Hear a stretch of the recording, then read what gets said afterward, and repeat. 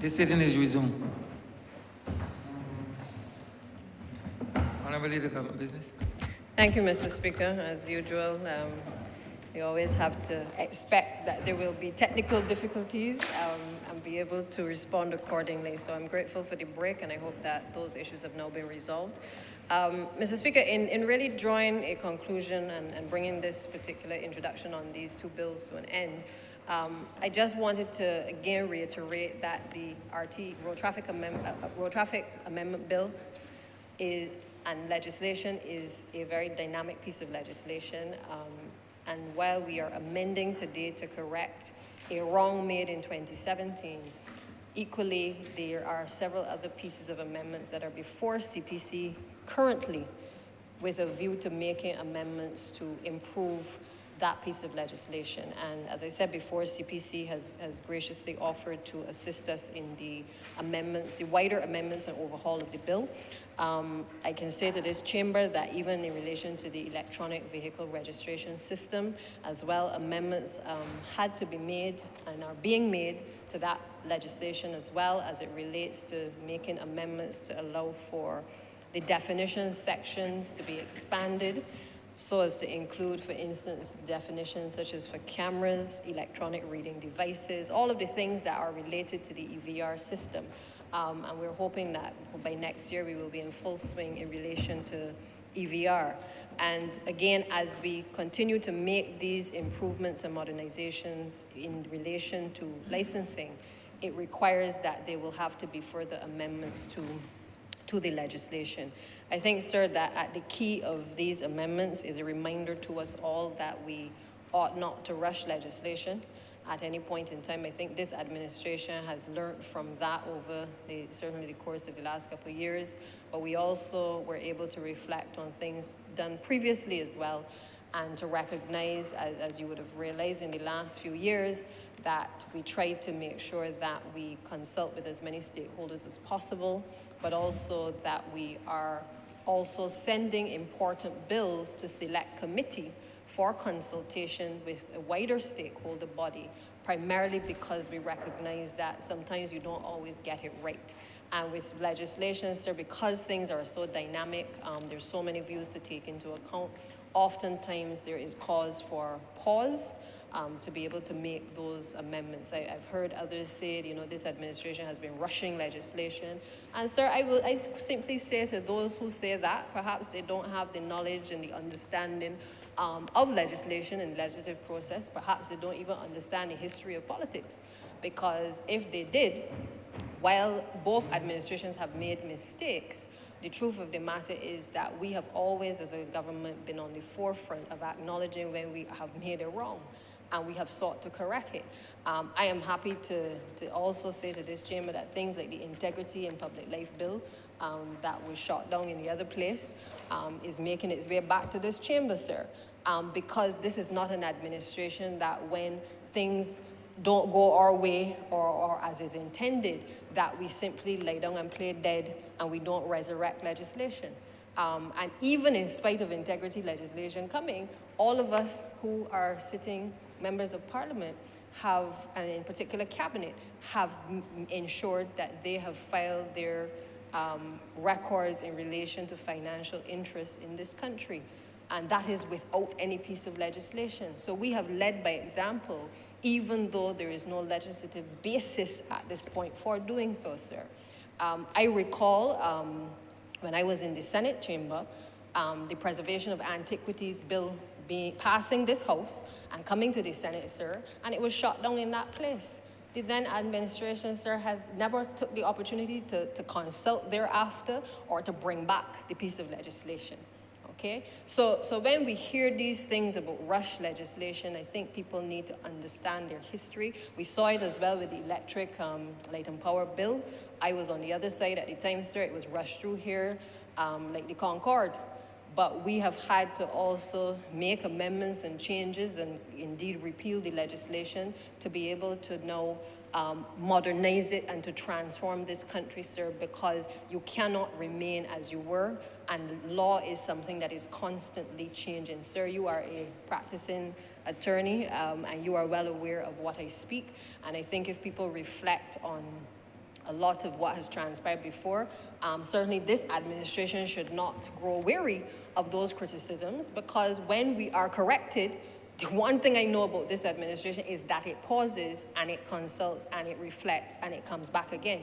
It does not bury its head in the sand, sir, to not make those amendments. So simply, sir, to say that we may not always get it right, but we try our damn best to make sure that we correct whatever those deficiencies are. And this is a perfect example of a rush piece of legislation without sufficient thought, particularly this amendment to Section 69 that has caused a lot of distress to a number of young people under the age of 25 who have been seeking to obtain their heavy goods licenses. I hope that we can get it through the Senate quickly as well, so that those young people will be able to have a good gift from the minister for Christmas. Many of them reached out to me, sir. I contacted several who called the office and left messages and sent texts and WhatsApp. Even their parents called, sir, to say how distraught they were as a result of what had transpired with the suspension. And I called, sir, because I appreciate that for many of these young people, this has been their only avenue, their only hope to be able to be gainfully employed. And therefore, I feel very strongly that it was important for us to do all that we could to meet with the stakeholders to be able to make these changes quickly. And in the course of time, of course, we will address the other issues in relation to the wider legislation, but also, as I indicated before, to address the issue of the public service vehicles and the regulation of that sector, as is coming very shortly, hopefully before the end of the year. So, sir, with those few words, I therefore beg to move that these two bills, this one bill, do not pass. We read a second thing. We read a second thing. We read a second thing. Mr. Speaker, I beg to move that this bill be read a second time. Which one you have first, Pedro? Huh? The road traffic, okay. Honourable Member for Christchurch, West Central. Thank you, Mr. Speaker. I just raised today to give a short contribution to this road traffic amendment, and I want to thank the Deputy Prime Minister for so lucidly bringing this bill, very important piece of amendment, so that the people of Barbados can be justifiably happy going into the Yuletide season, especially those young persons, 18 years and over. Mr. Speaker, I want to publicly start with a disclaimer. It is no secret in Barbados that prior to me entering political life, that I had a company, bona fide, of course, driving school, which was responsible for teaching young men across the environs of Christchurch. I see the Member of Parliament for Christchurch West laughing, because the devil is a liar, according to the Bible, and I'm not the devil.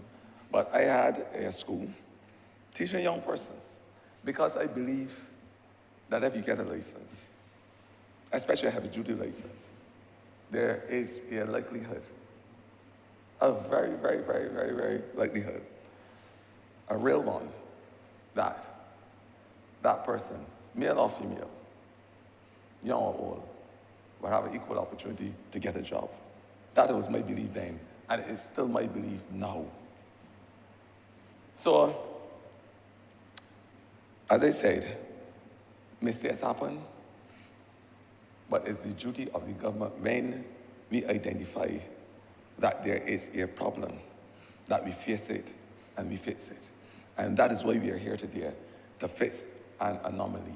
Simply put, I suspect in 2017, the powers that be who occupy this August chamber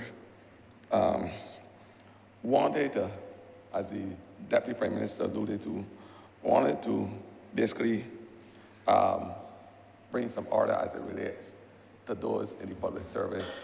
And the evidence is not there, but the suggestion at the point in time, the hue and cry in the country was that those young persons were driving reckless on the road. And as they're attempting to bring some order in terms of raising the age group. They're unfortunately also raised the age group for other persons who are having other categories of license. I just want to bring to this Hello Chamber the different classes of license so we will have a full understanding of what really took place in Barbados and how licenses are classified so that those in earshot, whether virtually or otherwise, would have a full understanding of how the licenses are separated and how they are given in Barbados as it relates to who can drive what. There is a category A, or class A license, which speaks to persons being able to drive on this road in Barbados, a heavy cycle. A category A1 license, which is a light cycle. Category B, private car. C, heavy goods. C1, light goods.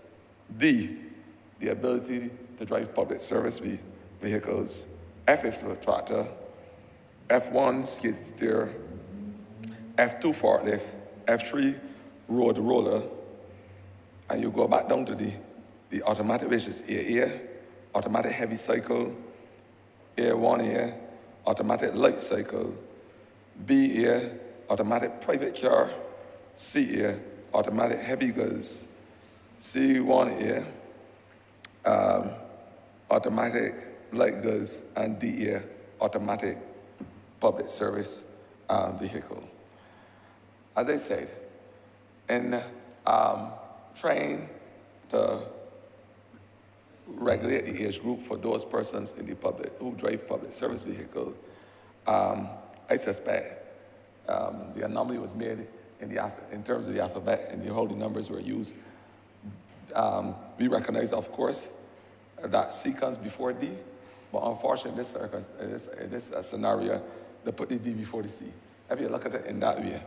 So unfortunately, the public service and the attempt to bring those persons who drive public service vehicles to the age of 25 and over, they introduced the C as well, which is those persons who would be allowed by law based on age to drive heavy vehicles.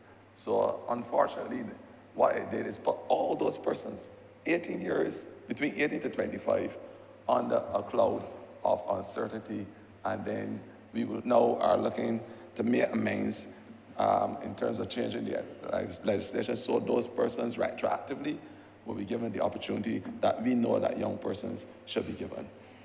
Mr. Speaker, and as I said, it was an alphabetical mistake, but we are absolutely certain in this House and the people of Barbados, when they went deposed in January, that B comes before D. And that is why 30 of us assume the seats on the Barbados Labour Party. So those anomalies in the alphabet certainly is not the norm as it relates to how Barbados think in terms of who should govern this country at this point in time. I just want to see the importance of those young persons having a license must never be diluted in this country. The importance. In the same way persons aspire, because everybody can't be academic. It's impossible to have every single person aspiring in Barbados to be the Speaker of the House of Assembly. It's in the same way that it's impossible, and I think it would be unfortunate to have every person in Barbados aspiring to be the Prime Minister of a country. It just don't happen. Different people with different abilities will aspire for different things. And so young persons, when they reach the age of 18, some want to go into the business of freighting. As I said before, I taught successfully 82 persons in Barbados to drive trucks. And immediately after, they were able to go into different companies across Barbados, freighting companies, and work because there was a dearth at that point in time of heavy-duty drivers in Barbados. And I'm sure there are many opportunities across this country as it relates to persons given the opportunity to drive heavy vehicles. Not only that, we are talking about entrepreneurship and giving Barbadians a tangible stake.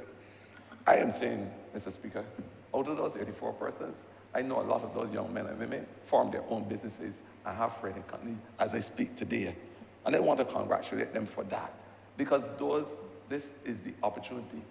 It is really the conduit to provide an avenue so that young Barbadians will have the opportunity to feed their families and to be able to support their basic needs.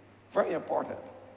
So I happen to be, thankfully, being supported, of course, by my colleagues and the Prime Minister, to be Minister of Youth and Community Empowerment.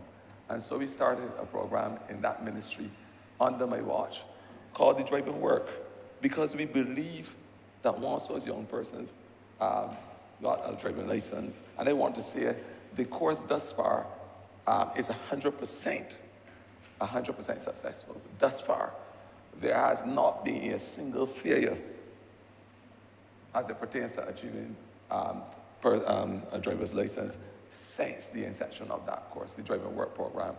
Not only is it a program that seeks to give young persons the opportunity to have a license after going through after going through, and I know that the phone is so excited with me talking about young people, it starts to ring and misbehave itself. Because it's an exciting discussion here, we're giving the young persons the opportunity to do that which they're supposed to do. I am saying, Mr. Speaker, that the course not only provided them after they do their necessary training, physical training and what's not to get their license, but it allowed them to work after, using an apprenticeship system with companies, trucking companies across Barbados. The Job Start program by the Ministry of Labor. A lot of those young persons would have gone through that phase of program in terms of job attachment with various companies, because it's important when persons get their license to also get that experience, because the experience is important. And I don't think, and I would say so without apology in this chamber, Mr. Speaker, with your permission, of course, I don't think it has anything to do with age at all. There was a lot of discussion about age as it relates to a Senate position a couple of months ago. I think we get caught up with the age thing. And with a person like me who understands the vagaries of age, because I understand that those in the twilight of their years need special attention. I understand it more than so than anybody else in Barbados. So I'm saying to you, when it comes to age, I think the conversation should never be about age. And I know that got some in this August chamber. One told me she dressed today because she is no longer a sexagenarian. She's a septuagenarian. And I respect the member of Parliament for St. Thomas. She has a special place in my heart. Not because she has the same surname as myself, but it's a special relationship, genetically and otherwise, with the member of Parliament for St. Thomas. I see the member of Parliament for St. Michael East walking, and he can say that he's a Trojan of not only a Barbados and St. Michael East, but this August chamber as well. He was here longer than most people. And he understands the importance of not only having a discussion about age, but about maturity. Because that's what the discussion is about. And we may sit down here and talk about an 18-year-old. An 18-year-old can't do this. An 18-year-old can't do that because of age.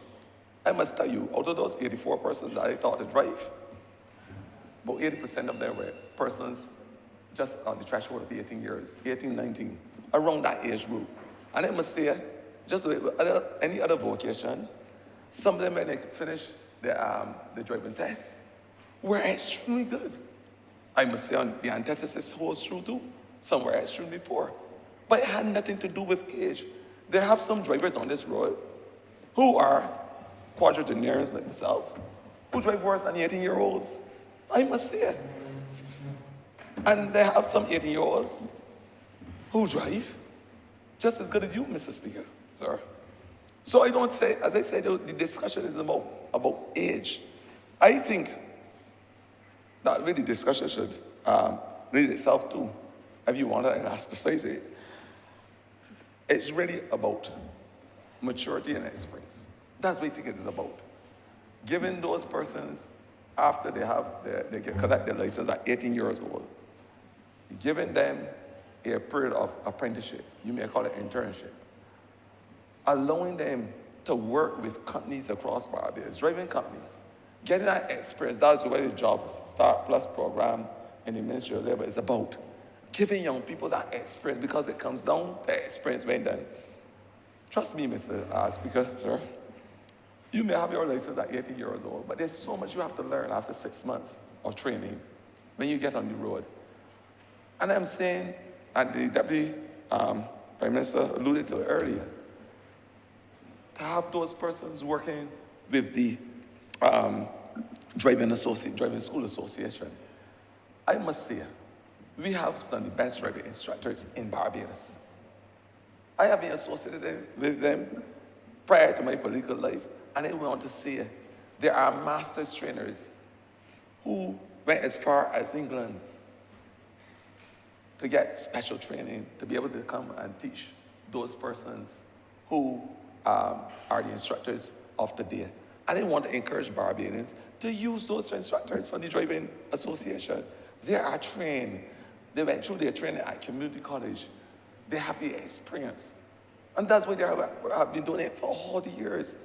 I know sometimes you like to take a little chance because of financial constraints, and you may have a family who has a vehicle, and they're able to teach you on different things. But I am encouraging Barbadians to get the specialized training so that when they go on the road, they won't be a danger to themselves or other road users. That is my simple advice based on my experience in a prior life. But I want to see it, because I feel it is very important that FUE saying, because the legislation in 2017 speak to driving a public service vehicle at the age of 25. If that is the determined age, and the DPN alluded to the fact that we will have those consultations with persons from the Road Safety Association. As she said too, there is no concrete evidence, scientifically, clinically, or other ways to suggest that young persons are involved in more accidents than any other person in Barbados. There is no conclusive evidence to suggest this. There is no evidence to suggest that they drive any different for any person who are either in the down or toilet of their years. There is no evidence to suggest that. So I'm saying these discussions must have the consultation that will cause the realization of a proper decision when we come back before this August chamber. So whether it is 25, 23, 24, whatever age it is, I am saying that there simply needs to be a level of apprenticeship. That's what I'm saying. Whatever age we decide, or whatever age is the prescribed age after consultation with those in the driving school and the association, those persons that work closely with the road traffic safety, the association that deals with that, or the principals of the Barbados Vocational Training Board, because they have a program which seeks to train persons, whether they're driving bobcat, trucks, or whatever.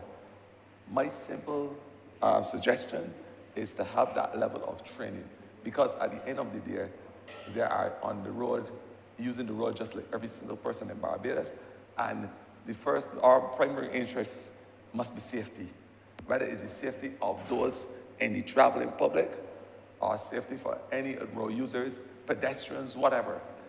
Animals, there must be a level of professionalism exhibited as it relates to those persons who are holding license across Barbados, whether they're heavy-duty license, like goods license, or whatever.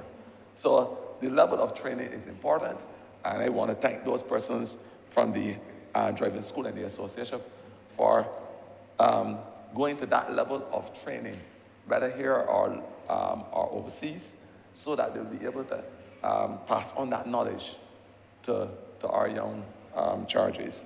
And I want to say, Mr. Speaker, the most important thing coming out of this is that we are giving Barbadians the opportunity to earn a living. That's the most important thing. We are giving Barbadians another avenue to earn their living. So, as I said, there was an anomaly. It is a simple correction of that anomaly. It is for us to do right for the people who has given us the mandate to do right on their behalf. We recognize that it was a mistake. I would say that in true reflection of what happened. I mean, we are in government. There's nothing called perfection in government. The only perfection that exists as far as I'm concerned is the perfection from God Almighty. And I feel privileged to say so. And sometimes in the pursuit of perfection, we lose opportunities. This is an opportunity for us to correct, for the young people of this country, to give them that once-in-a-lifetime opportunity to be able to make a living, have a little bread, be able to provide for their family, put a roof over their heads, be able to have a tangible state in this country, own a piece of land, live the Barbadian dream or the Bajan dream, whatever you call it. Barbadians must be able to be given those opportunities, and that is what government is about. I don't think that it makes any sense us coming in here with all our fancy talk. Some call themselves logophiles, lexophiles. I may be considered a neologist when I get into my biodiversity, but that's okay. But at the end of the day, we must be able to do good for the people who put us here. That's simple one. We must be able to do good on behalf of those who put us here and do good. And a certain member of parliament for, say, for Christchurch West, who sometimes use the acronym do good and spell it D-O-G-O-D-D. That is his acronym,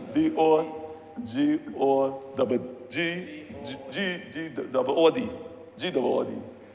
I know the good member of parliament for St. Michael South, who understands the English language a little better than myself, will correct me, right? But I'm saying that's why we are put here. And the good book says, the good book, it causes me to lose the word good, and I said no two seats from the good pastor, but the good book tells us that do good is good sort of thing. And we come here to do good on behalf of the people of this country. That is why they voted for us in their numbers. And when we recognize that there was a problem or a mistake in the past, we are simply coming on the cusp of the Yuletide season to say to Barbadians, Happy Christmas, good tides of great joy and what's not. And this is basically the government's Christmas gift to those young people who, unfortunately, were in a cloud of uncertainty. And as my good friend from St. Philip Self is here saying, what about the old ones? Because he recognized that his hair has now turned to the color of wisdom. So I would take advice from my colleague here who is a little older than myself. But it's to say to the Barbadians, we recognize they're in the era, and we are here to correct this error and to give young people that once in a lifetime opportunity. Sometimes it only happens once in a lifetime. And the importance of allowing them to live that dream and to have something in this small country, it's called a tangible state. The member of parliament for St. Michael East know what I'm talking about. He fights on behalf of his people on a daily basis. And when he opens his mouth and releases that red flag, sometimes it may be in angst, and sometimes it may be in glee. But at the end of the day, he releases it irrespective and an unequivocal way, because he understands the importance of fighting for people and giving them the opportunity to rise above their circumstances. That's as simple as it put, as far as I'm concerned. And that is the reason why we are here extending sweat expenditure, to be able to do good for the people. So I'm saying I want to commend the member of parliament for St. Michael, the Southeast, and I want to say to this August chamber that I give this amendment my unreserved and unshackled support. Mr. Speaker, I'm obliged.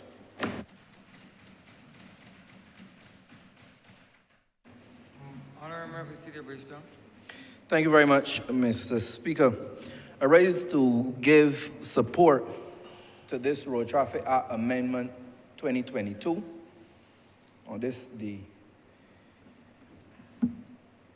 6th day of December in the year of our Lord 2022. I believe that this amendment, this debate, represents a classic example of democracy at work, democracy at its best, where government and administration can listen to the voice of the people that it represents and go forward to make the changes appropriately. Mr. Speaker, on the announcement that the age to carry the license at age 18, moving to 25, I got a number of calls. A number of calls from young people in this country in despair. In despair because they were waiting for their 18th birthday to be able to get their heavy-duty license. Not necessarily to participate in the public service vehicle sector, but in order to have that license, because as they read job vacancies, as they see the advertisements, you would normally see driver's license and asset. Therefore, to be able to get involved in freighting, to get involved in a number of sectors, you will need to have this driver's license. So the removal of this, the ability to get this license, is the removal of an asset from these young people. Like the member that just sat from Christchurch, West Central, I too have been involved, not as bona fide as him, in facilitating license for young people through the organization Nature Fun Ranch. Organization I talk a lot about in here, yes, sir. Through the Apex Intervention Program, there's a program under that called the Empowerment Program, and a sub-program under that called Documentation, where we assist members of this organization who may be in a program for reform because they've committed some offense, or through the prevention program before they commit an offense, need to get simple things that we may take for granted, like ID cards, birth certificates, driver's license, passports, the list goes on. I am very proud to be part of an administration that is doing what it was doing at a community level, somewhat national level, but an administration that is doing that right across the board. Because in the Ministry of Education,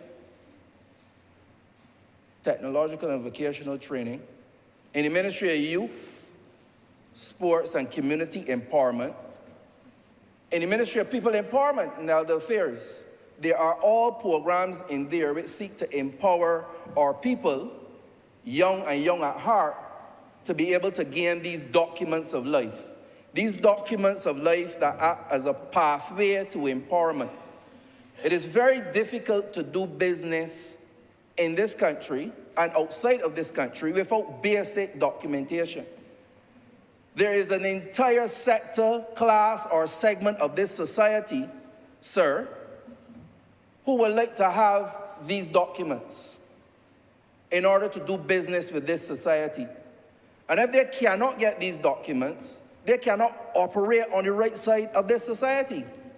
I never, ever, ever, ever in my life understood the importance of these documents until I participated in some rehabilitation programs in Her Majesty Prison does. And one of the things I recognize, sir, it was just visiting, leaving every evening, every single evening, never stand one. But sir, one of the things I recognize is that a lot of those inmates, sir, that you try to help keep from going there, but a lot of those inmates, sir, did not have something as simple as an ID card. And it told me on a sociological and even a psychological level that they did not have a connection with this society. They did not have the documents of the society because they did not feel part of the society. They felt as though the society looked down on them, and they looked down on the society too. They don't participate in the society. And it brought me into a firmer understanding how the mindset of a person can work to commit crime in this country and to commit crime against their fellow man and woman and to commit crime against the tourists who come to this country. I couldn't understand it because, sir, you and I, we understand the connection. We have a stake in this country. We have a love for this country, and therefore we would frown upon those things because we understand that if we support or perpetrate those things, we can damage the society that we live in and that we belong, that we support. Sir, they did not share those values. And I felt it so important as one of the post-prison programs to ensure that persons were able to have these very important documents of state. If only to say you belong to this society and that this society belongs to you. That is the importance of this debate in here today, sir. This is not just about people keeping noise and therefore we have to rush to change. This is about doing the right thing for the people of Barbados. Sir, if we do not empower, educate, and provide opportunities for our people, what do we expect on the right side of the equal sign? What do we expect at the end of an equation where you have a society, sir, that does not seek to empower our people, to empower our young people? What do we expect? If we do not provide positive outlets to earn by having that license, by having these documents, by being part of the society, what is the alternative to positive outlets? What is the alternative? And I refuse to answer it, sir. Let he who have ears hear the question, and to thine own self be true, and answer it for themselves. It's important. Now, when we embarked on the documentation program as part of Nature for Rent, sir, it was a twofold project. One was to, yes, provide the opportunity that as they seek to empower themselves, that they can have the license to move around, to gain jobs, to be an asset, as I said before, but it was also a part of a positive reinforcement program. When we think about discipline in this society, the majority of us believe discipline is punishment. But discipline, in its purest definition, is doing the things you ought to do, and the method by which you get persons to do that. A lot of times that is done through negative reinforcement. Lick and lock up in this Christian society. Lick and lock up. Lick and lock up. But sir, again, unconnected, but connected afterwards, in my learning of training the dogs and learning to train the horses, I realized that positive reinforcement is more powerful, beneficial, and effective than negative reinforcement. A drug dog does not seek out drugs because you will beat it if you don't find it. He seeks out drugs because you will reward him when you find it. And the same goes for horses. We waste the time trying to beat a horse, especially if it is one of stubborn horses, like certain people. Waste of time. He becomes head shy, but the first opportunity he gets to give a bite or a kick, may the good Lord help you. Yeah. The horse, maybe a mirror. I hear voices, sir. I hear voices.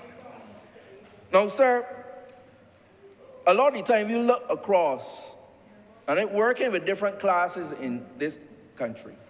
One of the things that I recognize is that certain classes in this country have in their arsenal the ability to withdraw certain things, the ability to give certain things as positive reinforcement and to withdraw them on the negative reinforcement.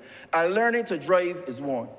A lot of parents have told me over the years, well, where I know what to take from she or she, don't like nothing. But nothing is on the table. But when you have classes, when you have people who are empowered, they have a slew of things, an arsenal of things, sir, that they can remove to get the children to do what it is that they need to do, or to give, to reward the children when they do the things that they're supposed to do. So there's the threat of not going to Disney World this year. There's the threat of when you get 16 or 18, I ain't paying for that learning driving. There is these things that they have in their arsenal. But when you look at other corners of the society, sir, they ain't got anything to take because there's nothing on the table. Table empty, sir. You don't even have on a tablecloth. So there's nothing to remove. And that is why a program and a project like this, sir, is very important. And that is why I support the Honourable Member for Christchurch West Central when he spoke about the program in driving in the Ministry of Affairs now under the member for St. John. And that is why I support this amendment, sir, because I believe the honorable member for St. Philip West will tell you that this too will benefit the tertiary institutions who have that as part of their program as well. And that is why this program is far, it is wide, it is deep, and it is beneficial. This is not a simple amendment, sir. This is an anti-crime amendment, sir. So I want to thank the honorable member for St. Michael Southeast for bringing this amendment today to assist us for those many young people. Can't call the names, sir. I've not sought permission. So Nico and all of them that messaged me, sir, they will know that today is their day.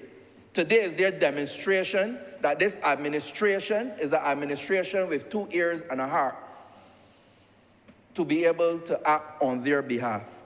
Sir, as I wrap up, I want to remind the public of Barbados, because they need to be reminded, that you had a former administration who, as my research, I have access to the files, sir. My research, am I speaking to stakeholders and persons in the sector? I could be hearing that they warned of this, that they were told in no uncertain terms that this is a backward step. This is a slap in the face of young people. This is a slap in the face of empowerment for this nation. They were told. They were told, and they were retold. And they closed their ears. No 2 ears and no heart. I am glad that I am part of an administration that does not behave in that way, sir. Sir, step by step, day by day, we are seeing improvements in this sector. And I would encourage the Ministry of Transport and Works, one or 2 of my very good friends, to continue in the direction and the trajectory that they're going. Obviously, they know me, and I can encourage them to go a little harder and go a little faster. Why can't I do anything different? Continue to consult with the sector, continue to consult with the stakeholders, because it is extremely important to understand what it is you're doing.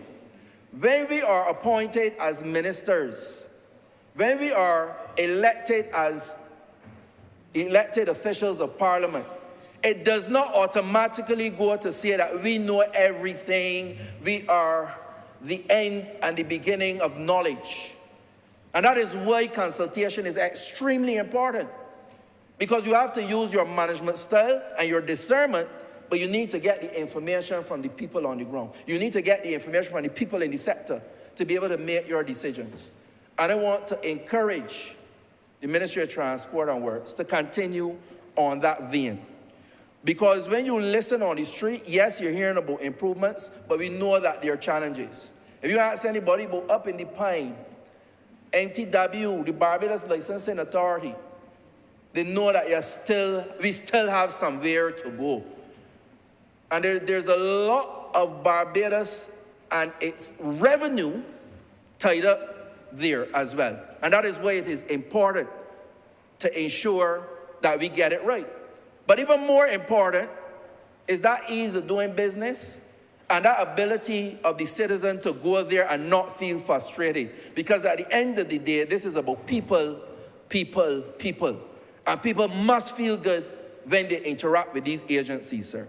So we got some niggling issues also to look at, and I was glad when I hear the minister said that we're looking to do an overhaul of the Road Traffic Act Cap 295, which needs some amendments.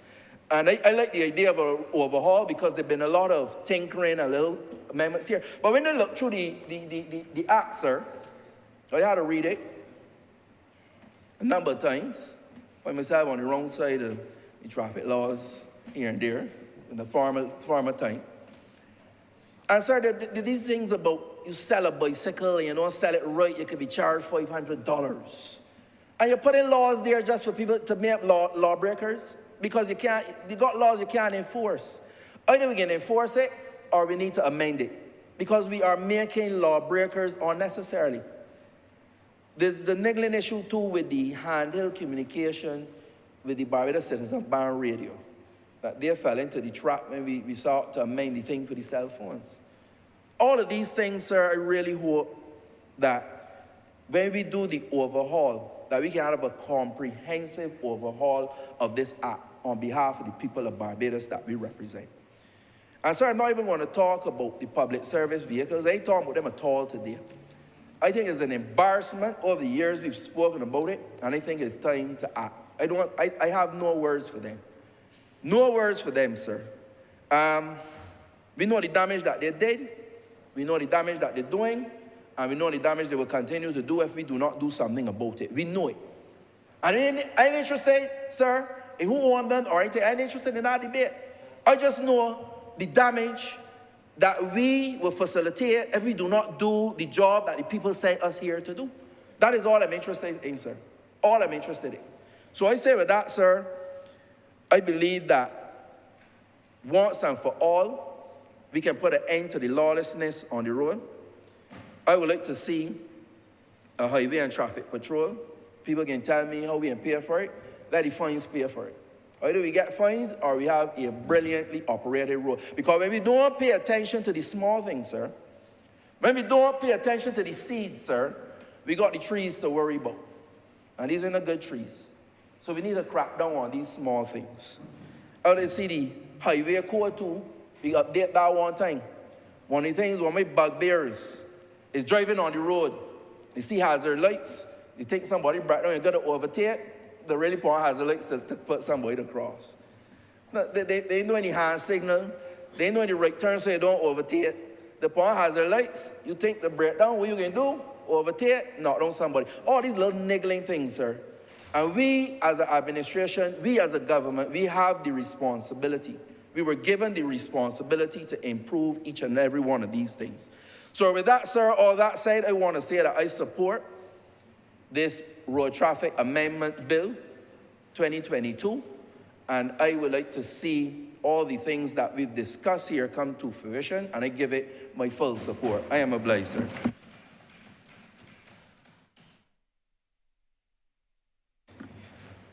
Honourable Leader of Government Business. Thank you, Mr. Speaker. Let me at the outset thank those honourable members who have spoken, the honourable member for the city who just delivered his presentation, as well as the honourable member for Christchurch West Central. As I sat there listening to both of them, in particular the last speaker, it reminded me of something that I hold very dear in relation to this administration, which is that in everything that we do, we must have something that philosophically drives us and allows us to make decisions that are in the best interest of the people served. This seems as though it is a simple amendment, and both who have spoken, the honourable member for Christchurch West Central spoke to the issue of his journey in relation to training people and how this particular piece of legislation has impacted young people. The honourable member for the city has addressed the issue of how, as a party, we have tried to ensure that we empower young minds, that we allow people to be given an opportunity that they otherwise may not have access to. And it reminded me, sir, of a party that, again, has to have a philosophy behind it, because the philosophy in this simple amendment is empowerment of the people. It is a small catchment of people who apply for these licenses. But the truth of the matter is that we could have turned a deaf ear to the people who were crying out and saying that their children need to be able to be given this opportunity, or we could have turned a deaf ear to the tutors on these respective programs who have watched these young men and women become very capable in this area and who deserve the opportunity to be able to have a permit to be able to drive these heavy goods vehicles. We could have done that, sir. But when you have something which drives you, which is that you don't just listen to people, but you try to make the changes as quickly as is humanly possible, it reminds me of the fact that we have done so many other things to empower small classes of people over the course of our administration, sir. And in particular, when I think of things like the trust loans, we took risk on people who otherwise nobody else would have taken a risk on them. Sir, we, dating back to the forefathers of this party, we were able to empower people under the Tenantry Freehold Purchase Act, where people could buy land for 10 cents a square foot. Again, empowering a class of people who ordinarily would not be able to do for themselves. We have been able, during the COVID period, to put together things like the Household Mitigation Grant. We've been able to embark on trying to get 10,000 homes for people in this country, because we understand that in order to do better, we have to make life better for people. And we may not be able to accomplish all the things that we set about to do in the real time that we would want to do it, but we are still driven by a certain philosophy that says that we have to make life better for our people, sir. So in everything we have done, the Building Blocks program, taking young men and women off of the block, making them entrepreneurs, being able to transform a space which ordinarily people would not even give a second thought to, sir. We listened to that class of people, we listened to that group of people, and we said, no, we're going to pause, we've heard you, and we're going to go in and we are going to change your circumstances. And so today, therefore, as others have said, is significant in my mind because this is another example of us listening. It is also another example of us being able to make the changes quickly. When we discovered what the issue was in September, I mean, some may say it wasn't fast enough, and I probably would have to agree, but the truth is these things take time, and as I've explained, the Road Traffic Act is a dynamic piece of legislation that constantly requires changes. You change one paragraph, you have to come back and change another in another section. So it is not as straightforward for the drafters as we would like it to be. Therefore, sir, you know, as I said before, this reminds us that we must not do or respond in a knee-jerk way when things happen, that we still have to think through what we are doing because our changes here legislatively will impact classes of people, and therefore I think it is a caution, not just for us as an administration, but certainly for future administrations as well.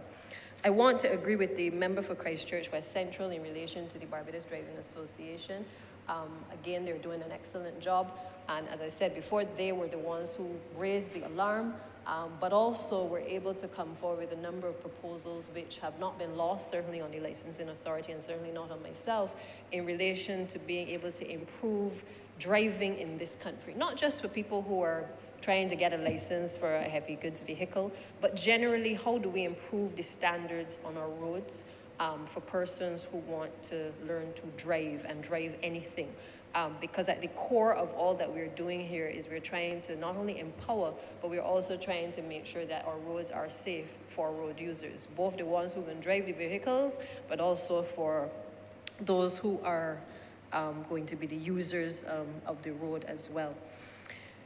This amendment, sir, as I said, will empower, but I want to make it clear on the issue of this limit on the age. The truth of the matter is that while training is always going to be necessary for whatever you do, whether you be a lawyer, a doctor, whatever, training is necessary in everything, and retraining and retooling is equally important. I think that we have to acknowledge that there are some young people as well who, from the youngest age, the parents may be in construction or they know somebody in the neighborhood who got a couple of heavy goods vehicles, and they have learned to be able to master the art of driving those vehicles. And by they turn 18, having done the courses, they are ready and able and willing to be able to drive. Now, the truth of the matter is that those who have precious equipment that costs a lot of money, they may not be willing to empower an 18-year-old with a license fresh out of training to drive their equipment. And that is a choice that they will have to make. But what we must never do as an administration is to deny people the opportunity to be able to go through the training programs and to be able to go through the exercises that are necessary in order for them to be able to drive safely and to have the opportunity to earn a living, sir.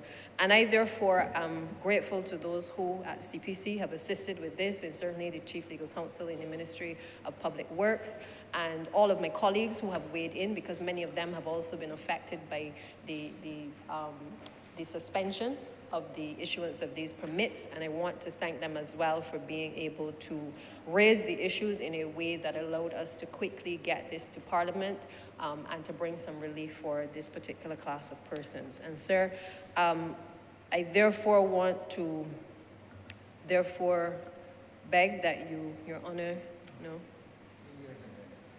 Sorry, I beg to move that this bill be read a second time. The question is that the aforementioned bill be read a second time. All those honorable members in favor, please say aye. Those against, please say no. We think the ayes have it.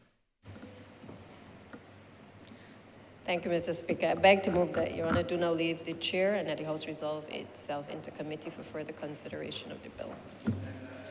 The question is that the Speaker do not leave the chair and the House resolve itself into committee for further consideration of this bill. All those honorable members in favor, please say aye. Those against, please say no. Me think the ayes have it.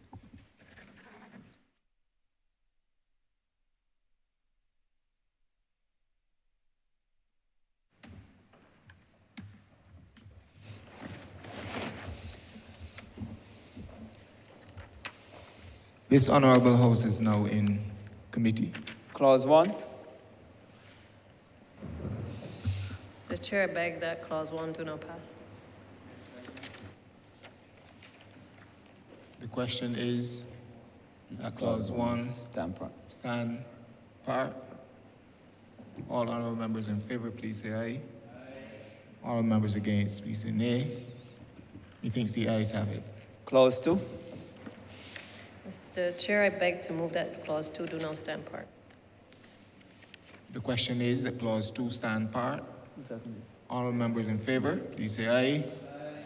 All members against, please say nay. Methinks the ayes have it. Clause 3. Mr. Chair, I beg to move that clause 3 do not stand part. The question is that clause 3 stand part. All honorable members in favor, please say aye. Honorable members against, please say nay. Methinks the ayes have it. Mr. Chair, I beg to move that you do not report the passage of one bill in committee to the Speaker. The question is that I do now report the passage of one bill in committee to His Honor the Speaker. Honorable members in favor, please say aye. Aye. All members against, please say nay. Methinks the ayes have it.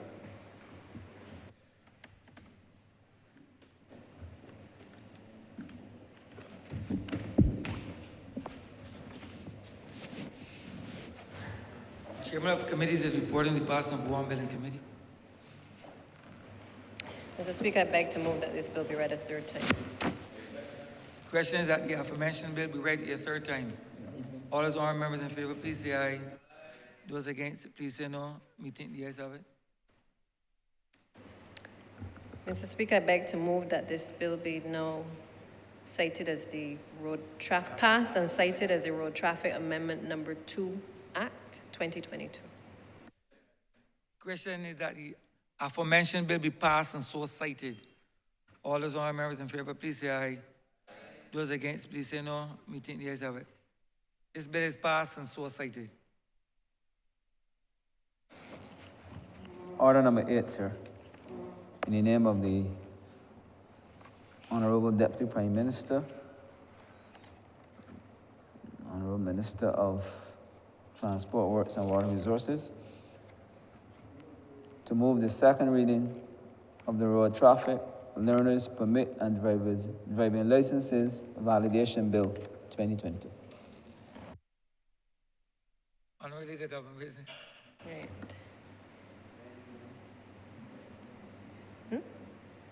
Yeah, Mr. Speaker, I beg to move that this bill be read a second time. The question is that the aforementioned bill be read a second time. All those honorable members in favor, please say aye. Those against, please say no. We think the ayes have it. Mr. Speaker, I beg to move that Your Honor do now leave the chair and that the House resolve itself into committee for further consideration of the bill. The question is that the Speaker do not leave the chair and the House resolve itself into committee for further consideration of this bill. All those honorable members in favor, please say aye. Those against, please say no. Me think the ayes have it.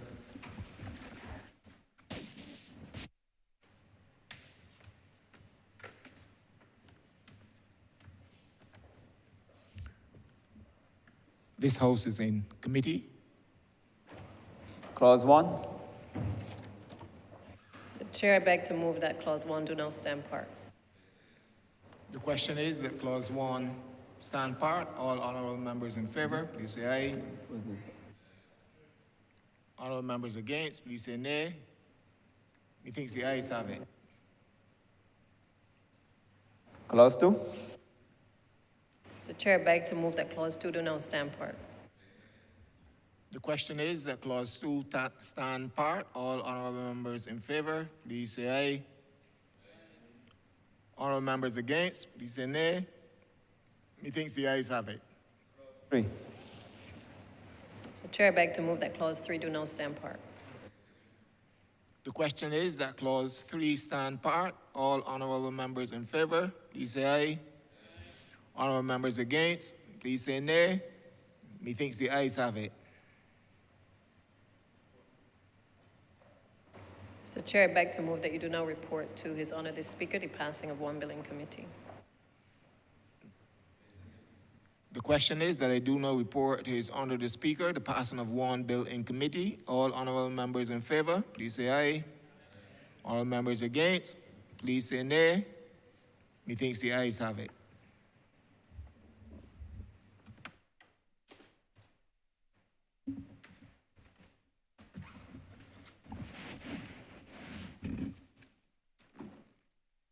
The chairman of committees is reporting the passing of one bill in committee. Mr. Speaker, I beg to move that this bill be read a third time. The question that this bill be read a third time. All those honorable members in favor, please say aye. Those against, please say no. Methinks the ayes have it. Mr. Speaker, I beg to move that this bill be now passed and cited as the Road Traffic Learners Permits and Driving Licenses Validation Act 2022. The question is that this bill be passed and so cited. All those honorable members in favor, please say aye. Those against, please say no. Methinks the ayes have it. This bill is passed and so cited. Order number 6, sir. In the name of the Honorable Senior Minister in the Prime Minister's Office, to move the passing of a resolution to approve, in accordance with Section 5 of the Land Acquisition Act, Chapter 228, a compulsory acquisition by the state of a parcel of land situate at Bowles Plantation in the parish of Christchurch in this island for a public purpose, namely the erection of a water storage tank by the Barbados Water Authority. Honorable member, Christchurch, West. Thank you very much, Mr.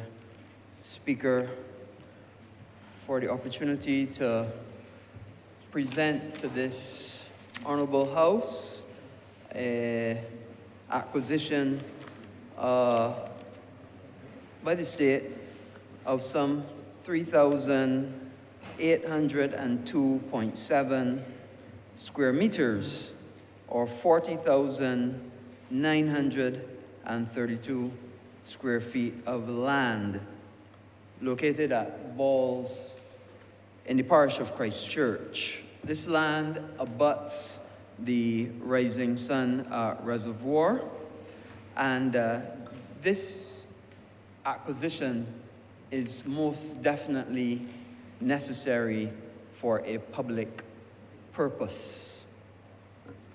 Let me start, Mr. Speaker, by saying that access to water is absolutely a human right. Access to water is absolutely a human right. Water is important for life. Water is important for hygiene. Water is important for cooking. Water is important for keeping your surroundings clean. Water is important, I am being told by a heckler, for Pay no attention. for making certain libations which have an ability to change your mood. Water is important for all aspects of life, and it is absolutely clear that water and access to water is a human right. You know, Mr. Speaker, how human settlements have evolved over time. They all start near a water source. In many countries, they start near a river. Even in Barbados, even although our settlements have been along essentially salt water, the settlement of Barbados has been on the on the western side and the southern side, near to water. And before that, Bridgetown itself was settled because it was the estuary, what essentially was an estuary of a river. And water is important for life. Look at any major city across the world. The vast majority of them, from the Hudson River in New York to Boston, wherever you look for human settlements, they are always around the banks of a river because access to fresh water is important for life. What happened after that for human settlement over the years is that man was able to develop ways of getting water inland. And that then allowed opportunities for settlements to be able to be set up in other areas other than on the banks of rivers. So piping, pumping, and reservoirs and tanks were developed that enabled then people to settle a little far inland and not have to have a daily access to rivers and by extension access to water in that way. And that is essentially how Barbados developed. So we started near the rivers, and then the people that were here at that time then developed piping systems along the road structure, pumping stations, and reservoirs, and that enabled people to develop more inland, like in St. George, St. Thomas, and all those areas, other inland areas of Christchurch, without having to have that daily access to water. Unfortunately, that piping and reservoir infrastructure has been in the ground or above ground for decades, sometimes maybe a century, some of our pipes. And obviously, like all things, they have deteriorated. So the piping has deteriorated, the reservoirs have deteriorated, to the point that there's a lot of what we call unaccounted for water. That unaccounted for water means that the Water Authority is pumping water, know how much they pump, but the amount that is recorded at the meters, there's a discrepancy. So they pump more than they record at the meters. And that is unaccounted for water. And there are several reasons that we have unaccounted for water, but the biggest part of that, we believe, is due to losses, due to leaks because of a poor or deteriorating infrastructure, be it the pipes or the reservoirs and tanks. So what happened is the government of Barbados embarked on a program to reduce the unaccounted for water. And a big part of that was to be able to improve the infrastructure, improving the pipes and improving the reservoirs and the tanks. So we were able to engage the Caribbean Development Bank, and the Caribbean Development Bank was able to provide the government of Barbados with a loan. And that loan, I think it was in the order of $39.5 million. And what that loan was designed to do was be able to mitigate the challenges that were being experienced by the Water Authority and to address the issues related to the failing and aging infrastructure and the inefficiency that the Water Authority was experiencing. And that mainly was two or threefold. The first thing that was to do, obviously, was to start to change out the piping, and a certain amount of, I think it was 30 kilometers of piping was supposed to be changed out. Some has been changed out already. And the other part of it was be able to change out the above ground and below ground infrastructure, which is to be able to get tanks done and improve the reservoirs that the Water Authority was having. As well as there's another component, which is dear to my heart, to be able to change out the cost of pumping the water from light and power to be able to give the Water Authority an opportunity to have a PV installation as well, to be able to mitigate the costs for pumping, because a big part of the bill for the Water Authority is electricity to pump all that water, millions and millions of gallons, across the country. So it was, I think it was a reasonable program, and it has had some success, some significant success so far.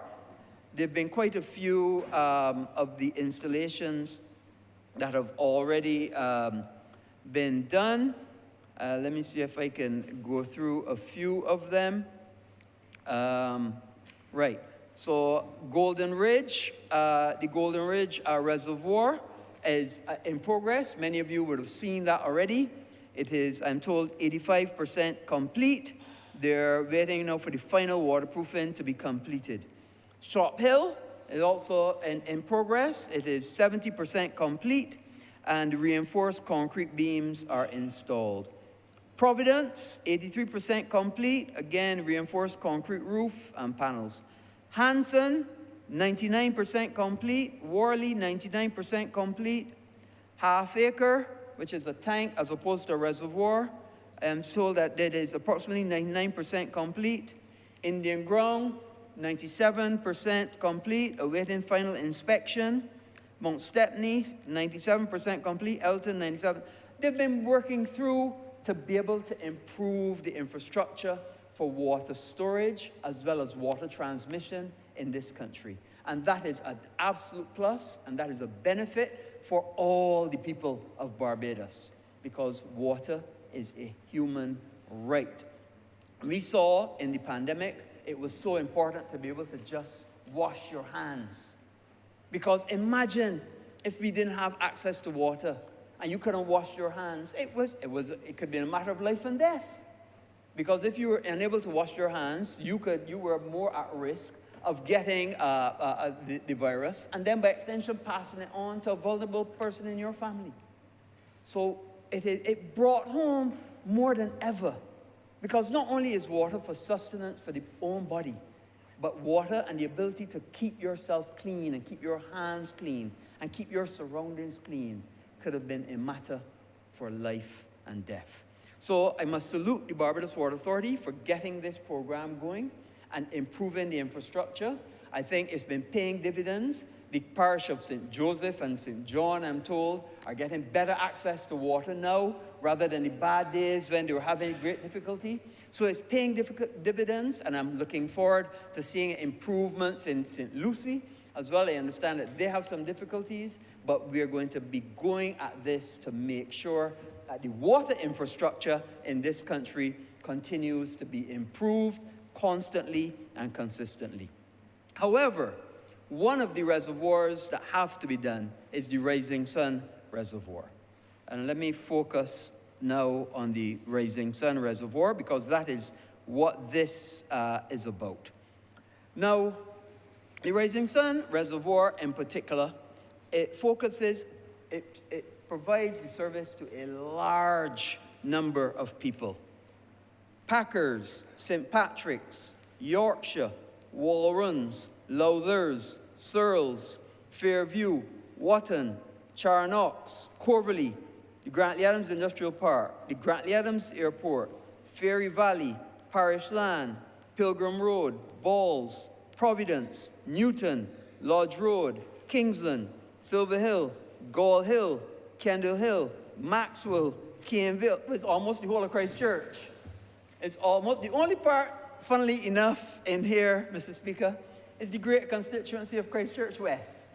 And that's because that is serviced by a separate reservoir at the top of Britain's Hill, just off Reservoir Road, which happens to be in Christchurch West as well. So we got our own water and we got our own reservoir.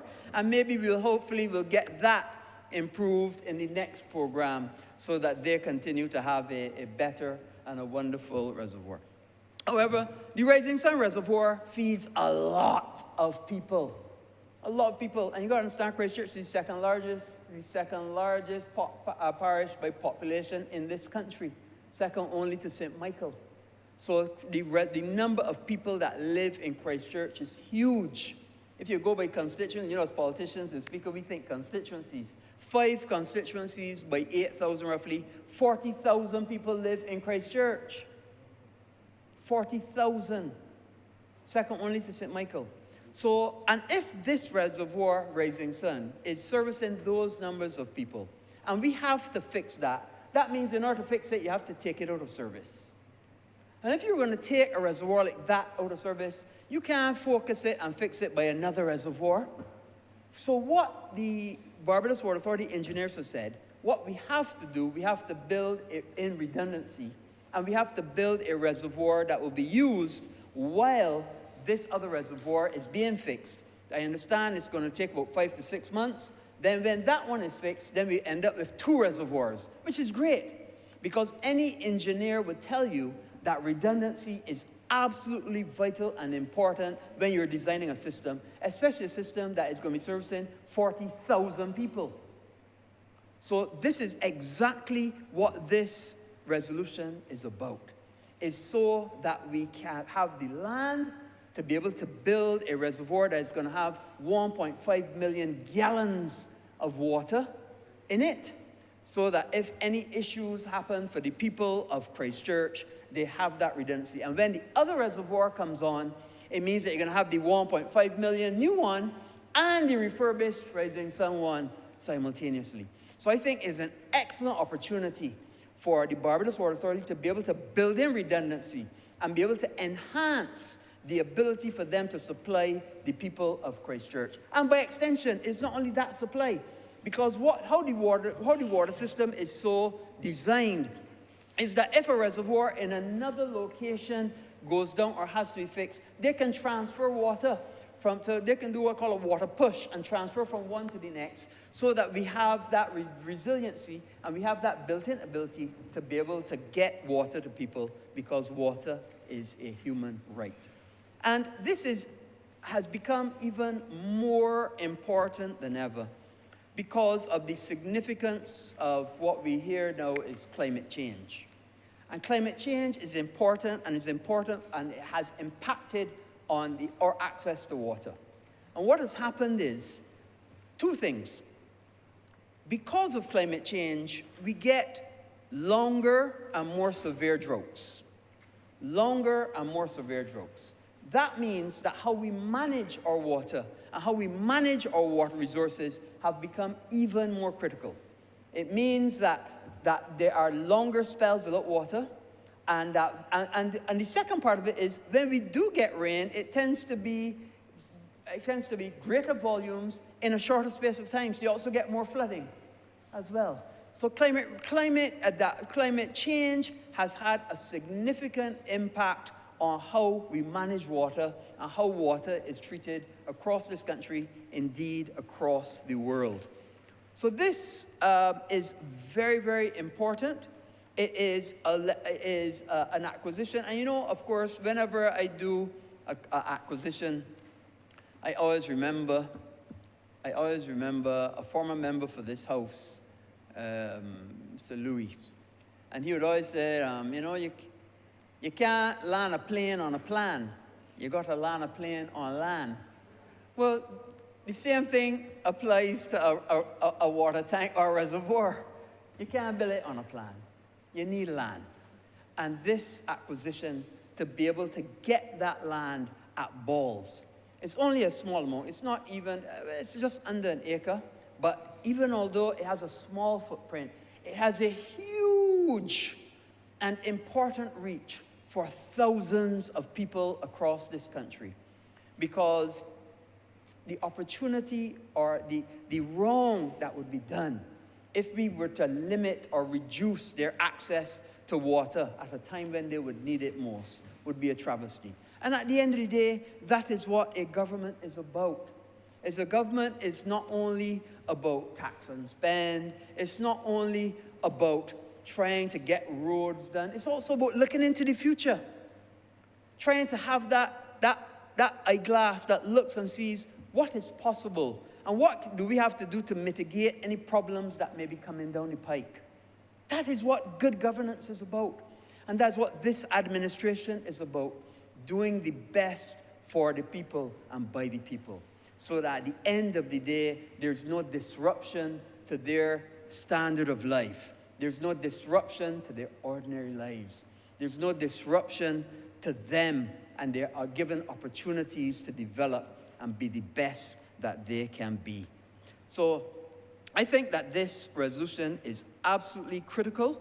It is a significant benefit for the people of the country. It will benefit the infrastructure. It will get us to a place where we are much more confident in our whole water infrastructure, and give the Barbados Water Authority that opportunity to fix the Rising Sun Reservoir Mr. Speaker, I am 55 now, and I don't know life without knowing that reservoir there. I don't know many people in this chamber would, because I know that that reservoir must be close to 100 years old. And I don't know how many times it was fixed, but obviously it would need a significant fixing, significant upgrading. And it's only fixing the reservoir. I would imagine they're going to overhaul the pumps.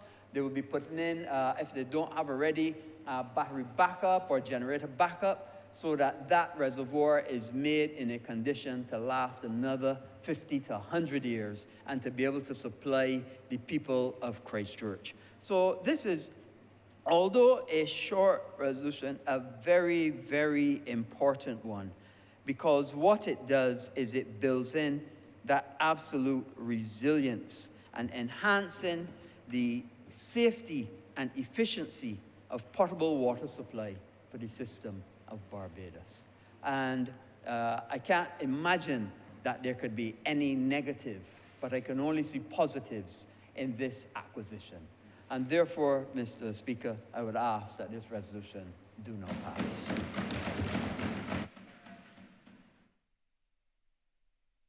Honourable Member Sinanda. Thank you, Mr. Speaker, sir.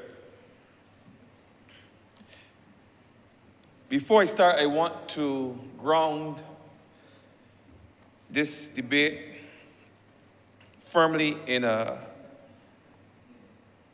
climate change discourse, because I believe this is as much a debate on climate change, climate adaptation, climate mitigation, as it is a debate on land acquisition. The Honourable Member for Christchurch West made the point that water is a human right. And I believe that that warrants repeating, because it's indeed a human right, but more so, it is a precondition for life on this planet Earth.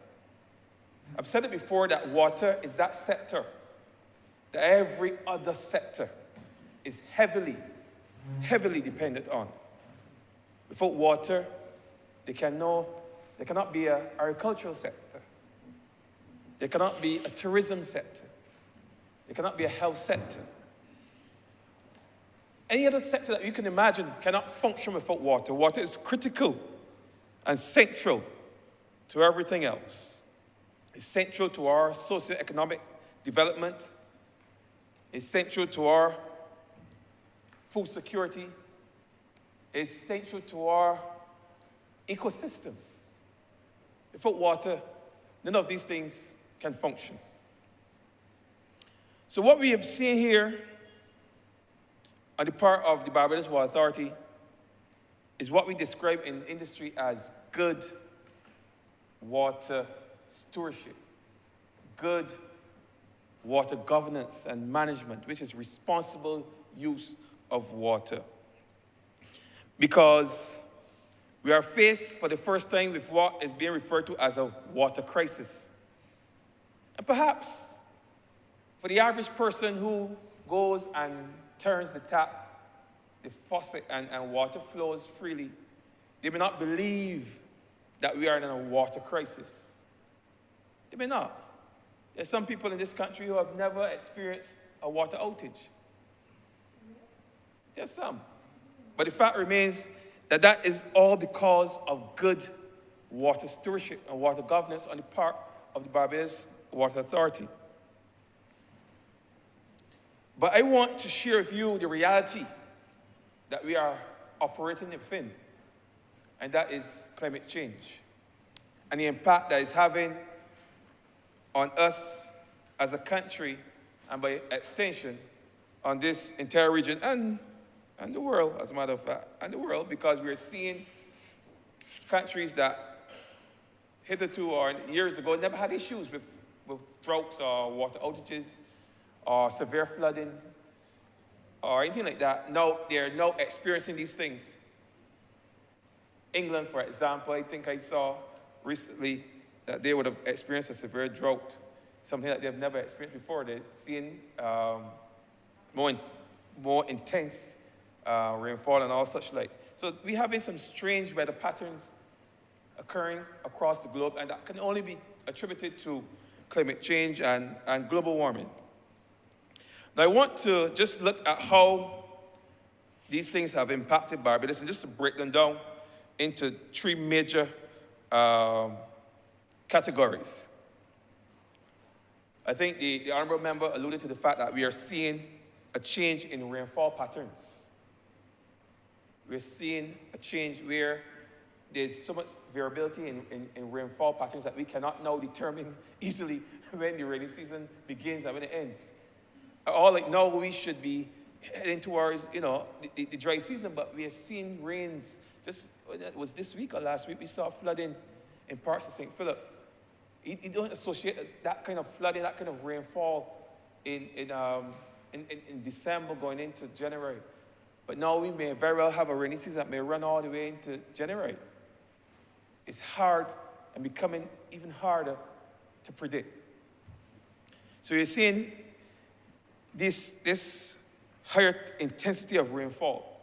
And one may think that that is a good thing for us in the BWA. One may think that having heavy rain pretty much surcharges or flows at a much quicker rate or recharges at a much quicker rate the aquifers from which we get our water. The vast majority of our drinking water, as we have learned as children, comes from groundwater. So one may assume that if you have a lot of rain falling from the sky and it falls to the ground, it goes into the ground, then that will recharge the aquifers at a much faster rate. And nothing could not be further from the truth.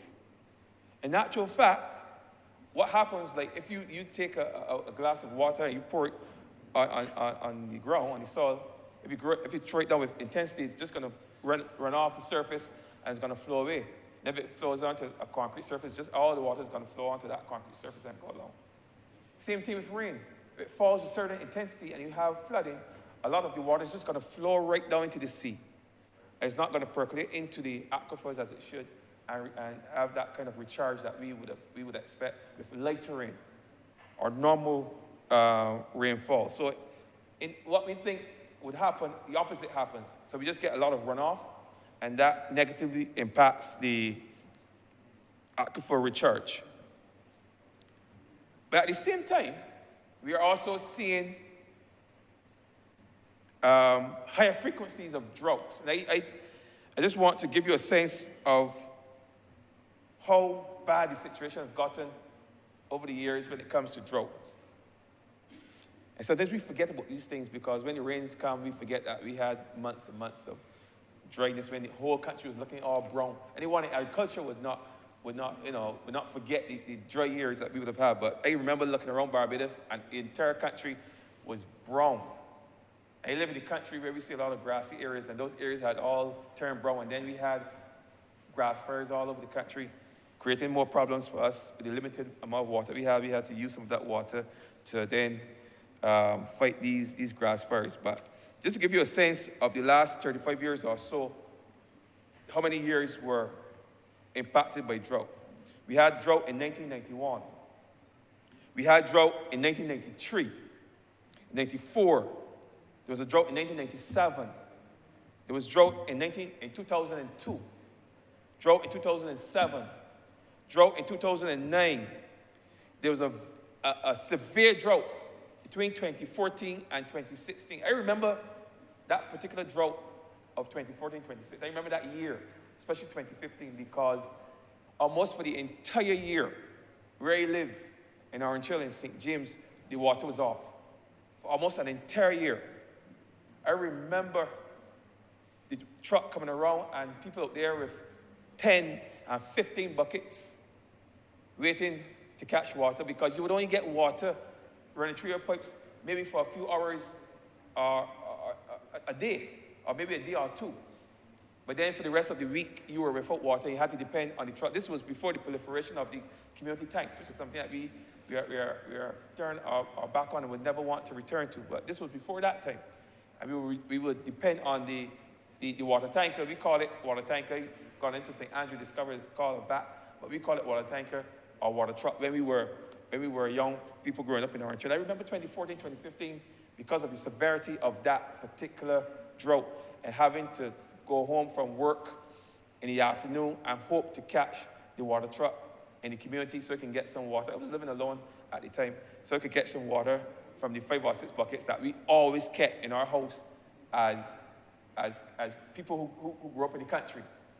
Because water outages they were a way of life for us, especially during the crop season, when I got to discover that some of the water was pulled off the system to cool down the turbines at the factory there at Portville. It was just nearby. But whatever reason it was, we knew to expect water outages for a few days at most during those summer months, during those months when the crop was ongoing. But 2014, 2015 was different. Because rather than having 4 days of water outages, we probably have 4 days of water in our tap, and every other day in the year were outages. So that was an extremely severe period for us. But we got over that, and then again in 2019, we saw another year that was characterized as a drought. And I suspect that is what pushed government in 2021 to look really at upgrading our water infrastructure and building in that increased redundancy, that improved resilience within our system that gave rise to what we are discussing here this afternoon, and that is the building of water storage facilities to improve the service to certain areas in Barbados. This one in particular, it treats to Christchurch, but we have done the same, particularly in the north and along that eastern corridor of Barbados. But I want, before I go into that, just speak to another aspect of climate change before I speak to this particular acquisition. And that is, I would have dealt with high frequency of droughts, I would have dealt with the high intensity of the rainfall, but I also want to look at the increase in temperature. We've seen how climate change has resulted in outside being hotter. In fact, this morning was perhaps one of the hottest days I've experienced in a long time. I was in my car, went to visit a family there in Farmers, and I literally had to run because it was so hot. I've never experienced heat like that any time before in Barbados, but this year was extremely hot. And that is having an adverse impact also on our water storage and our water infrastructure. Certainly in agriculture, I mean, we've been seeing a lot of rain recently, so you would not feel it right now, but I'm sure during the dry months, the agricultural sector is heavily impacted by this increase in temperature. Yes, this increase in temperature that negatively impacts the irrigation of crops in those spaces. So we've seen that, and at the same time, we have seen saltwater intrusion, an increase in saline and the salinity of water, especially along the western coastal area. The wells that are close to the western coast of Barbados have experienced over the years, certainly in 2019, 2018, 2020, 2021, an increase in salinity where the rising of the sea levels has impacted that thin lens of fresh water that one can pull from along the western coast. So we're having problems coming at us from all angles as a direct result of climate change that are negatively impacting our ability to produce clean, safe drinking water. But we have not thrown out our hands in despair. We have shown our resilience. We have adapted, and we have put mitigation measures in place to ensure that Barbadians can enjoy a high quality of potable or drinking water. Which brings me back to this particular acquisition in Balls Plantation. The process would have started back in 2021 because it was felt that area being as large as it is, the honorable member just indicated to the House that at least 40,000 persons live within that space, and it would also include parts of St. Philip, I've noticed. So include parts of St. Philip West and St. Philip North, all right, will be impacted by that. So perhaps there are more than 40,000, maybe 50,000 persons in that catchment area, which says to me that that is an extremely important, extremely large catchment area. And even though it was not part of the original plan, under the, I just want to get the name right, we have the names, and we call them by, I call this particular one WhatsApp, but it's really Water Supply Network Upgrade Project. It was not under that original scope of work. It was felt by management within the Barbados Water Authority that this particular area should be added because of the sheer importance and the sheer number of persons serviced by this particular reservoir. But as the honorable member indicated, one could not pull this reservoir out of service because this whole system would collapse. If we were to pull, we had to sequence it in such a way that while we are building one reservoir, the original reservoir will still be in service, and when that reservoir is completed, we can just transition to a new reservoir. Now, within the sector, there are certain things that you learn about water and the hydraulic characteristics of water. You understand that there are certain areas, because of their elevation, are impacted more by water outages and low water pressure than others. Now, for us who live in the center or the north of the country, north of the center, St. Thomas, St. Andrew, St. Joseph, we have very high elevations. So areas like Hillaby, White Hill, Mount Hillaby, areas like Rock Hall, these areas have always struggled with low water pressure and water outages.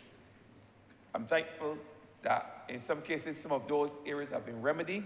I know in St. John, they've been remedied with the Vineyard Project. Also, there's also Castle Grant, which is soon going to come come online, and that will remedy some of the issues in St. Joseph, also in St. Andrew, because we are at the very end of that particular system, and White Hill is impacted by that system. But those elevated areas are always the first to lose water, and they're the last to get water or regain water when the pipe is back on or when the water returns. And in Christchurch, I've come to understand, also has some elevated areas that are often impacted when there's low water levels in the reservoir. So places like Newton, I jotted it down here, let me just think. Kingsland and Southern Heights are some of the more elevated areas in Christchurch, which I've always seen as a very flat place. But for the purpose of that particular pump, Hampton, and this Rising Sun reservoir, it has always been problematic to get water to those places in those areas. And with this new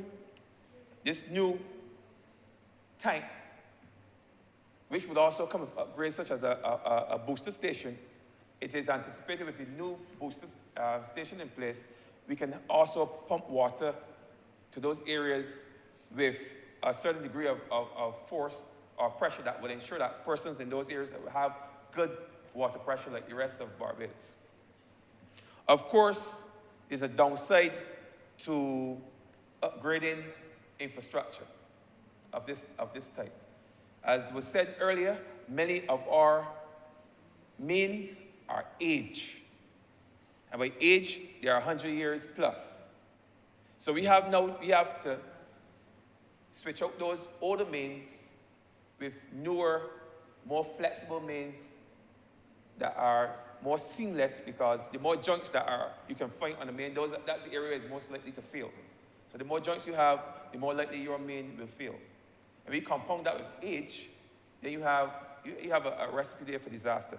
And let me tell you that when I have seen some of these bursts You hear about a main burst because it's old. It's made of that old cast iron. It burst. You think it's a small burst that you see on your holes or in your community. You see water squirting from a small little hole in those blue pipes. In actual fact, when we go and we go into the gullies sometimes, because it happens sometimes in gullies, sometimes we don't know where these ruptures happen until we see large lakes form or large pools of water form. And we go and we investigate and we see the size of the hole. So then the hole is the size of this phone I have in my hand.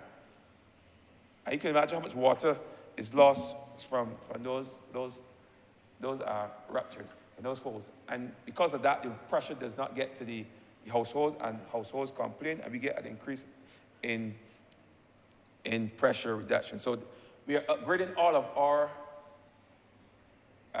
main infrastructure. Of course, part of this program will see at least 30 kilometers of mains being replaced, which is a significant amount, and it will take a decently long time, because replacing mains is not only time consuming, but it's also very expensive. In fact, it costs about $1 million per kilometer to change a main. So we're looking at like 30 million or so investment in just changing mains out in Barbados. 1 million per kilometer. And we have a lot of mains, especially in the north of the country, that we have to change. So what we will see invariably is that when we start to upgrade our tanks, we have at the same time to go and change out our mains, because the increased pressure within the pipe that these new pumps are pushing out will damage those old 100-year cast iron mains. It will happen. And we will get, for a little while afterwards, we will see perhaps proliferation of burst mains across the country. But we are working very hard to get those mains repaired and get as many of them changed out as possible, because we understand how the dynamics of water and how it works. And it's also important to change the ones, even those that are further away from the pumping stations, that are not necessarily impacted by new pumping infrastructure or new water infrastructure. We still have to change them, because with the climate change and the impact it's having on the ground and the differential in the soils, that is also having an impact on our pipes that are buried, our 100-year-old mains that are buried in the ground. It doesn't take a lot to rupture an old piece of pipe that is sometimes being held together by the very soil that it is in. Sometimes that's the only thing that's keeping it together. And if that's at the same differential or shift in that soil, whether it be from warming, the extraction that happens as a result of heating or warming, then that pipe is going to rupture in its weakest point. So these are all things that we are working towards within the Barbados Water Authority. We are, of course, looking at an island-wide strategic main replacement program. Even as part of this program, we are not only building this one reservoir, we are also looking at perhaps another 10 reservoirs and 7 steel water tanks. If you go around Barbados, especially north, you see these humongous black water tanks spraying up. And then you're seeing some concrete water tanks, and you see there's one at Ipsil, there's one Castle Grant in St. Joseph. It's right next to the road. It's huge. You see one there in Lodge Hill. You've seen them all over Barbados. And the reason for this is for that added redundancy. We're going to need it going forward. All of the projections are saying that in the next 20 to 30 years, it's going to be hotter, it's going to be warmer. Barbados is going to be more stressed than it already is. And let me give you a sense of how stressed we are as a water-scarce country. We often hear that we are a water-scarce country, but we have not seen the numbers to get a clear understanding as to how bad it is. Standard for any country, it's 1,000 cubic meters of water per person. That is the standard. We are currently at 310. I have seen numbers around 390 cubic meters of water per person. So we are operating at a third of where we should be as it relates to water. So that's why we are considered like the 15th most water scarce country in the world. And I suspect the other 14 or so under there are probably arid countries, deserts, and all such like. So we are right up there with those water scarce countries, those countries that most part of the country, or most part of the country is desert. So you understand what we are facing. People must understand what we are doing, the effort that's being made in terms of managing our water infrastructure. It's extremely important. And we're not doing it for us, this generation, we're doing it for future generations. Because these mains that we lay here, our great-grandchildren will be the ones benefiting from these. Like we are benefiting from the ones that were laid 100 years ago.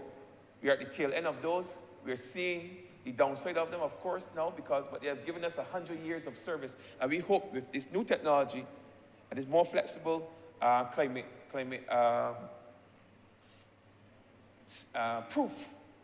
proof infrastructure, that we can have these mains for at least another 100+ years, so that our great-grandchildren will be having clean drinking water as a result of decisions made today by this government to improve our infrastructure, which by all accounts is very, very expensive. But water infrastructure is expensive by its nature. It's extremely expensive, but it's extremely critical. And the thing is, we all take it for granted. A lot of us take water for granted.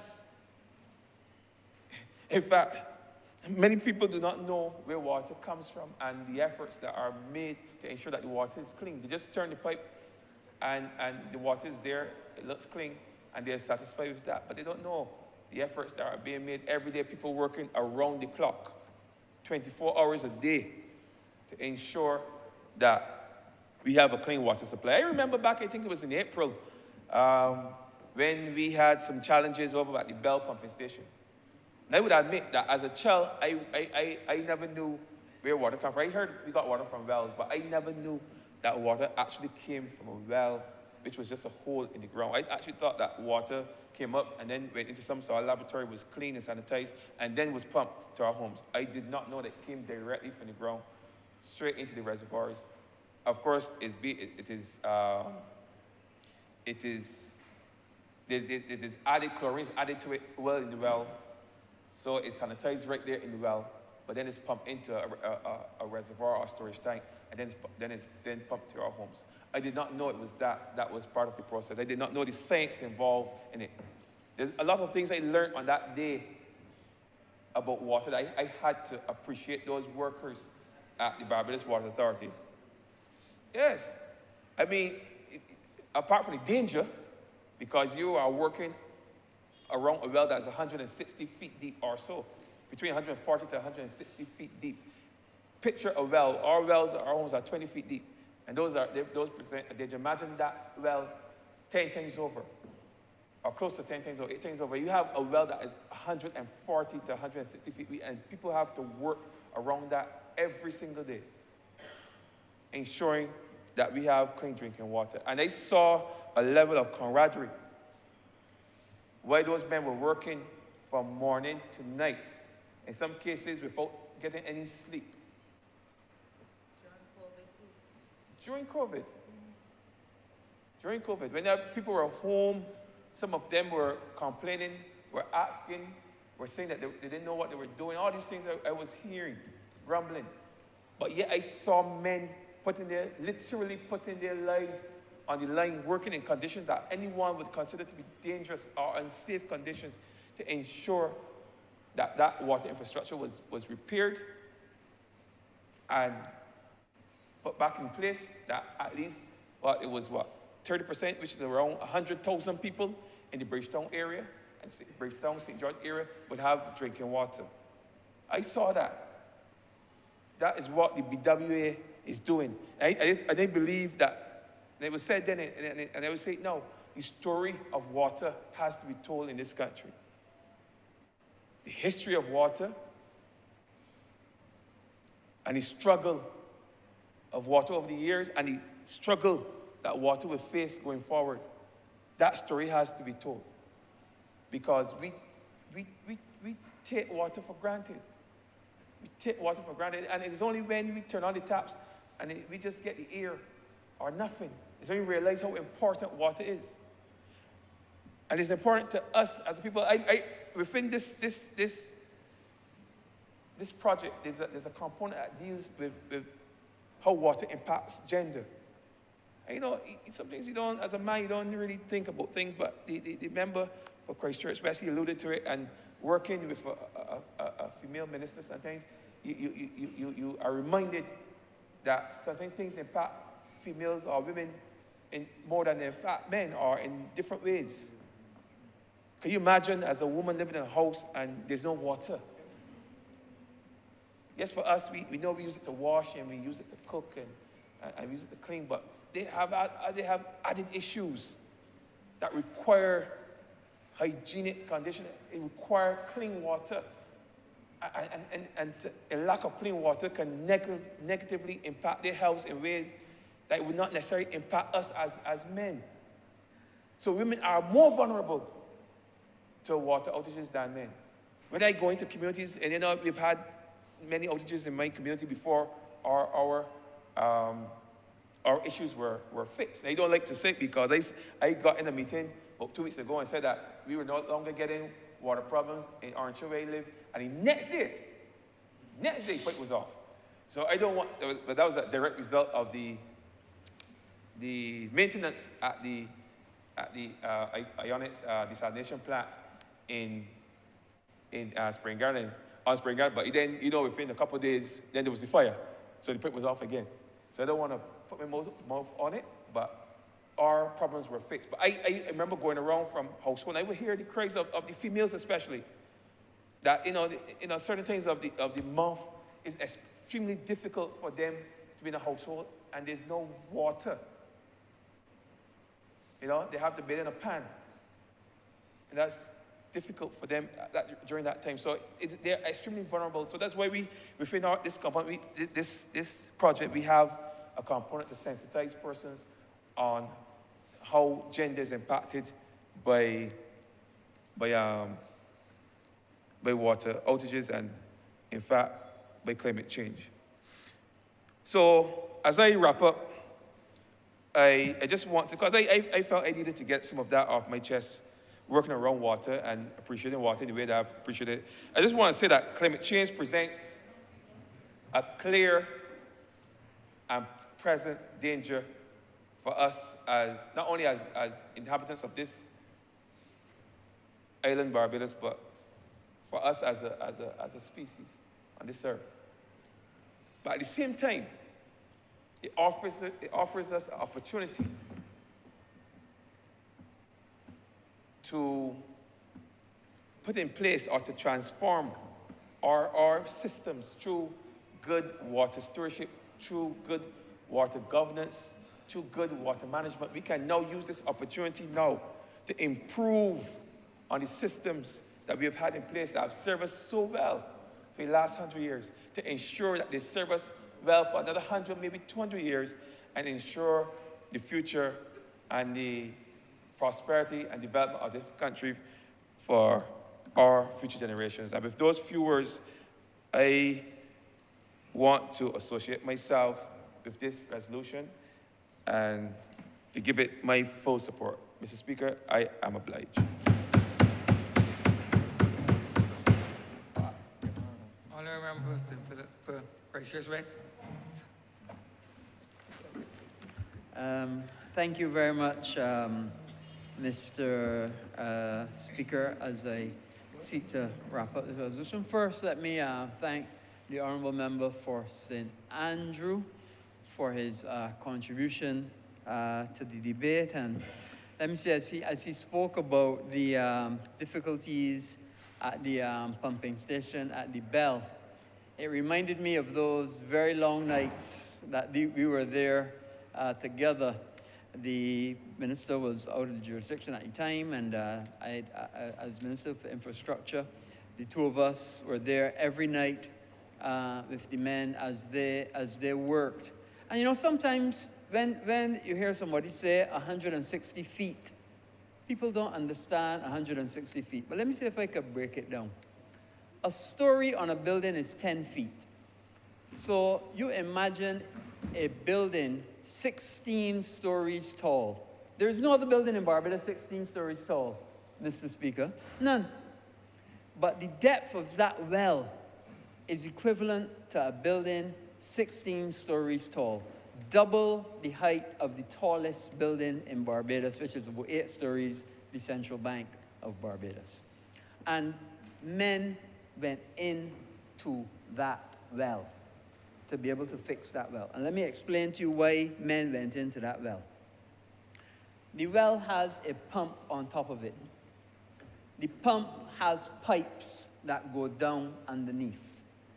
Those pipes weigh tons. It's not a pipe that you see like a garden hose, Mr. Speaker. It is a pipe 16, 18 inches in diameter made of metal. And it goes 100 feet down, 150 feet down. It weighs tons. Those men had to go and separate that pipe, remove the pump on top of it, because the whole system that supported it was in danger.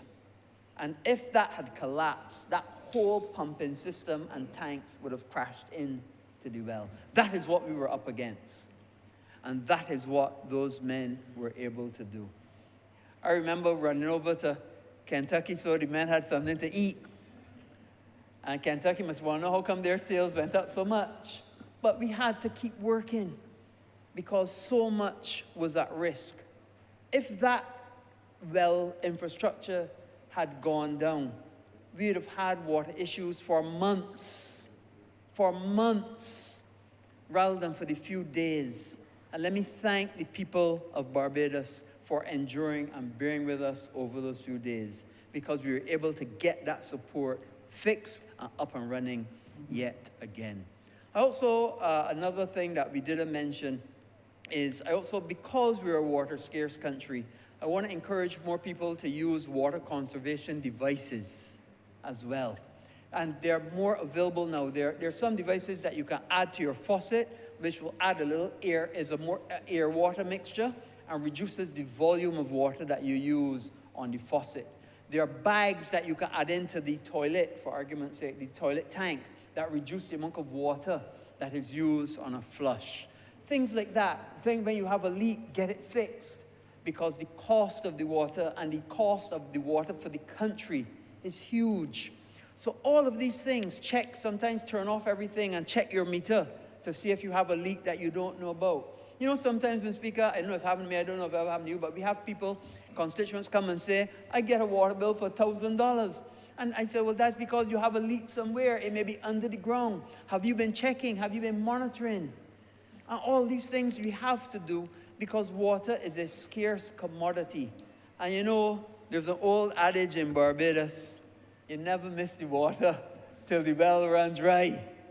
And you know, when there is no water coming out your tap is when you miss it most. And that is why it is so important that we recognize this scarce water and that we maintain it. So this 1.5 million gallon reservoir, in the short term, it will help us to maintain the supply to the hydraulic network to customers, and in the long term, it will provide mitigation of water supply outages, which may be caused by issues with pumping or in the maintenance of repairs to the pipe network, as well as providing redundancy and additional hours of supply. So with this backup source, the Barbados Water Authority would be required to erect, if we did not have it, if we did not put this reservoir in place, what that would mean? That would mean that while we were repairing Rising Sun, we'd have to be putting in community tanks in Christchurch. We'd have to be trucking water. We'd have to be trucking water all across the various constituencies. And clearly, that is not something that we want to see. Imagine trucking to 40,000 people or putting up community tanks all across Christchurch. It's not something we'd want to see. So therefore, in their wisdom, they've said, let us acquire this land. Let us put up a tank that will build in resiliency and have it while we're doing the fix, and then have a larger reservoir opportunity for the future. So an excellent opportunity. I want to thank the member of St. Andrew yet again for making an excellent presentation, and I want to commend this resolution in this House and ask that this resolution do now pass. Question that this resolution do now pass. All those other members in favor, please say aye. Aye. Those against, please say no. Meeting, the ayes have it. This resolution stands passed. Honourable Leader of Government Business. Thank you, Mr. Speaker. With that, we've come to the end of today's sitting. I therefore beg to move the adjournment of the House until Friday, the 16th of December at 10 a.m. Made the second. The question that this honourable chamber stands adjourned until Friday, the 16th day of December at 10 a.m. in the forenoon. All those honourable members in favor, please say aye. Those against, please say no. The meeting, the ayes have it. This honourable chamber stands adjourned until Friday, the 16th day of December, 2022 at 10 a.m. in the forenoon.